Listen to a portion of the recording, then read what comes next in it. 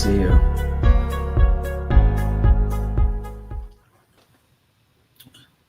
All right. Welcome to the Well. There's Jomar J on Instagram. Hello, everybody. Go live with Jomar J. Is J your middle name? It's the middle initial. Oh, are we there? We rolling. All right. Hello, everyone. Hey, friends. Hi, friends. Welcome to the Well. My Welcome name is Emily. to the Well. I'm your co-host. I feel like we're in that one movie where everything's gray. Everything's gray? Yeah, and then it turns into color. I forget what it is. That sounds, I think it's called The Wizard of Oz. No, there's another one I was thinking of. That happens in the beginning of The Wizard of Oz, too. Yeah. Anyway, my name is Jomar. I am an executive and mental performance coach. I work with entrepreneurs, business owners, investors, athletes, creatives around their mindsets in a way in which they're trying to achieve all the things they want to in the world. We get aligned and then we go get it. There's just something weird happening with my audio. Forgive me. I hope that's not happening with everyone else. Not to me. Oh, it's really happening to me over here. And I've just got a notification. Live viewer comments show up on StreamYard. This is an example. Click on a comment to show it on the live screen. Okay, wow, they've upgraded their comment thing. Okay, well, hi, everybody. Welcome to the Well. You know, again, technology, not my strong suit. My strong suit is transformation. Again, my name is Emily. I'm a transformational leader. I provide transformation in the realms of life guidance and business coaching and consulting. And this is the Well, where we bring you bite-sized wisdom bits to help you sustain the journey ahead, give you lots of food for thought, hopefully provide some supportive and thought-provoking conversation that helps you to enhance your own experience of life and be the fullest expression of who you are and the most optimal version of yourself. Today's topic is why we do not commit. Commitment. Emily, tell me, why don't we commit? Okay, so I love this topic. And I have a lot to say in no particular order, so I'm just going to kind of share some of my thoughts around commitment. I want to preface it by saying I love that you suggested this as a topic. We touched a little bit on commitment last week. I read one of my favorite quotes around commitment by Shearson Lehman. And so you can go back and watch that episode if you're curious about what that might be. But I love this idea of, as coaches, we're in a practice, right? We practice coaching, just like a lawyer practices law. You know, a chiropractor practices, you know, spinal health. And one of the areas in which I feel I'm deep in my practice is around this, the practice of what commitment means to people and the impact that commitment can have on people in their lives. And what I've noticed in my practice, particularly over the last few weeks, because this has been a really live topic for one of the masterminds that I lead, female masterminds, the Wild and Wise Mastermind, is that what I've gathered and what I'm noticing is that a lot of people have a very negative association and relationship with the word commitment. And what I notice about that is it's like commitment has to fit within this certain box, right? So I have one client who she was expressing that, you know, she has a hard time committing to relationships. She has a hard time committing to places. She has a hard time committing to careers. And where I wanted to flip that on her head with her was, what if it wasn't that you were in a lack of commitment with something? What if it's that you are committed to variety? What if it's that your commitment is a commitment to ease or to honoring yourself in the present moment, you know? I think there's a really valuable distinction as we're talking about why we don't commit. If I had to like sum it up, it's like one of the reasons why we don't commit is because we let our feelings inform our choices and not our commitments. right? So there's a distinction between what is a commitment and what is actually a feeling. And like, where are we honoring what we're committed to, and where are we honoring how we feel in the moment? Now, with everything in life, there is a total paradox to this situation, because I was thinking about it as like a commitment as it pertains to marriage, or more specifically, a commitment as it pertained to my marriage, right? Because I'm now divorced. So technically, I broke a commitment. So where I was playing with this in my own practice was like this idea of, you know, where the evolution of my marriage went and inevitably getting divorced. What I realized was my commitment was inevitably to my own, like the commitment or the vow that I made. I gave myself permission to redesign what that meant. It wasn't like white knuckling it and stay committed at all costs, right? With new information and experiences that you gain and gather in your life, you are fully allowed to redesign what your commitment is, what it means to you. And so I think for me, like if I had to sum it up, I redesigned that what I was committed to was myself. I'm committed to self-love. I'm committed to honor. I'm committed to my cultivating the best relationship with myself. And for me, that meant redesigning the commitments of my marriage and inevitably having a divorce, creating a divorce. So that's kind of my 2 cents. I'd love to hear what you have to say. So a commitment is not a feeling. What's our energetic relationship with commitment, and where have we put commitment in a box, therefore thinking we can only commit to things that are hard or a struggle? And what are we actually committed to? And that there's a paradox. You're always allowed to redesign your commitments, particularly with new information. And that, yeah, this is just such a fascinating topic. So thanks for bringing it to the table. You bet. I love that. There's lots to unpack there. And I think what you're getting at is, hello. What you're getting at is sort of the implication. It's sort of a trick question, like why we don't commit. And the answer is we do commit. Mm-hmm. We're in constant commitment to something. We don't commit to other things. So why don't we commit is a trick question, because at any given point in time, in the moment now, and if we trace back to, let's just say the last 10 years, we've been committed to something.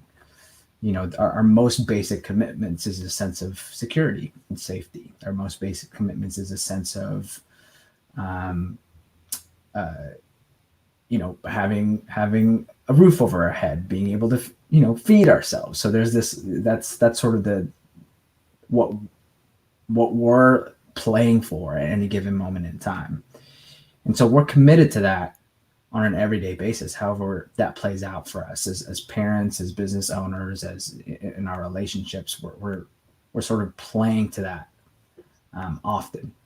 And so this question of why we don't commit, that comes up because at some given point in time, once we sort of get our ducks in a row with the safety and security part of our lives, there's this almost inner calling that's sort of nudging us to be more, to do more. And that's where this question of like why we don't commit comes to sort of face us, and it sort of whispers at us from the tiniest place of like prioritization to marriage to what should I go for this year. And the tension eventually kind of pinpoints down to I think sort of what sense of self are you most deeply committed to. So when women ask me like, why don't guys commit, my answer to them is like, he's pretty committed to his sense of self right now. He's pretty committed to what his sense of freedom is right now, to what his sense of what his life should be right now. So if you're asking him why he's not committed, he's made it pretty clear that he can't commit. He's just not clear on what y'all two could be, that he's not committing to. And so the question there is then, okay, what are our values ultimately that would align us to a greater commitment? Mm-hmm. So it's sort of a paradoxical lens to look through. Mm-hmm. Totally. Does that make sense? Absolutely, 100%. Yeah. I love that. And it's paradoxical in the sense like most things in this life, right? And what it really boils down to is this ability to make a conscious choice. And I love that you brought up values, because it's like, how can we consciously choose to commit to something if we don't know what brings us joy and fulfillment, right? Beyond that, what you said, sort of like those basic needs being met, food, shelter, water, connection, family, whatever it is. Beyond that, it's like, what are the things that you value that are the bridge to you being your fullest expression, to you having the experiences that you want in life? And if you don't know what some of those things are, then you're going to be left to commit to something that is being informed from the outside world, like from the external in. What I should commit to. I should commit to a marriage. I should commit to doing post-secondary education. I should commit to getting my master's. I should, right? And I'm not saying you can't commit to all of those things. Of course you can, so long as they're being generated from the inside out. And so long as they're aligned with your values, so long as they're aligned with the things that are bringing you joy and fulfillment, and are really a tool to cultivate the fullest expression of who you are and the experience that you want to have as a human being on this planet. Yeah. So I think an offering up here is like, next time sort of that question presents itself to you of like, why am I not committing to this? I think allow yourself to lean more further in that and ask the question of what am I about exactly at this point in time in my life? What am I up to? What are my values? What are the things important to me?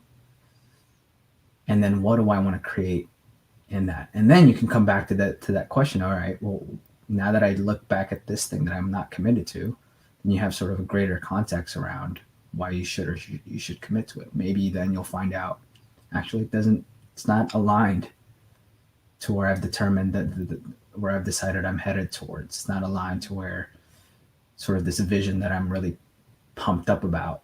It's not aligned to that. So now I can look for other commitments that would be much more aligned to that. So usually if you kind of zoom out, if that question presents itself to you and you zoom out more of like, what am I up to? What do I want? What is my vision?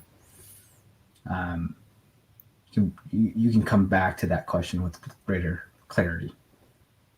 I would throw into that to ask yourself what you mentioned, I think is so powerful, is what if you have this thing or this topic or this goal, this aspiration, and you're asking yourself, why can I not commit? One of the most powerful things you could do is really ask yourself, well, what am I committed to in the moment? Or what have I been committed to? And if you want to look at what you've been committed to, if you want to look at what your intentions have been, look at the results that you've created in your life, right? So you can look at, okay, maybe the thing that you can't commit to, maybe it's been because you're committed to comfort, or you're committed to ease, or you're committed to, so we're always, I love that you said that, we're always committed to something. So some of the probes, if you want to look to, why am I not committing? Well, why are you not committing to the thing that you say you want to commit to? And you can, do your inquiry so long as like the values and the things that fill you up. But also ask yourself, like, take an assessment, look around and like, well, what is it that I'm committed to, right? And is there some evolution or some growth available in that space where you could, redirect your energetics toward being committed to something that was more aligned with you, right? Anyways, just just a genuine assessment of like actually owning, well, what am I committed to based on the results that you've created around you. Yeah, that comfort piece is so good. Committed to comfort, that comes up a lot, and you got to decide. A lot of the guys that I've worked with is when they're about to make a big decision around commitment to a person, to a partner, or a business decision, or whether they want to experience greater intimacy in their relationship, there's always some sense of commitment to comfort of actually kind of like it right now, like the money's pretty good, or I kind of feel good right now, and if I step into this, I'm committed. I'm more committed to being comfortable than potentially looking bad and potentially being judged or potentially being looked down upon. I don't know that I want to commit myself to that. danger, what I perceive as danger. So I'm more committed in this moment to comfort. And there's no judgment either way. That's the key thing, is just to notice yourself where you're at. What Emily said, just notice what's informing your behavior around commitment. Don't judge it, and see if it's still true for you or not. You might decide, I'm not comfortable. I'm not about comfort anymore. I'm actually wanting to step out into this. Or you might say it's too soon. It's up to you. Yeah, I love that reminder that, like, if you could judge yourself into creating the results that you wanted to, you would have done that already. If you could shame yourself into actually being committed to what you think you should be committed to, you probably would have done that already. Because, like, that might be your go-to, or at least, that's one of the things that we're sort of hardwired to. If you could shame yourself into creating results, you probably would have done that already. So what would it be like to, like, bring a little bit more, like, love and nurturing and kindness and space and insight around your relationship with commitment? Let's see if there's something available for you there. Boom. Let's drop it there before my neighbor starts to do some more construction and we can't hear each other anymore. We'll be back next week, folks, Wednesday at 1 Pacific on Instagram and Facebook and YouTube. And we love you. Thank you for being here. Bye-bye. Ciao.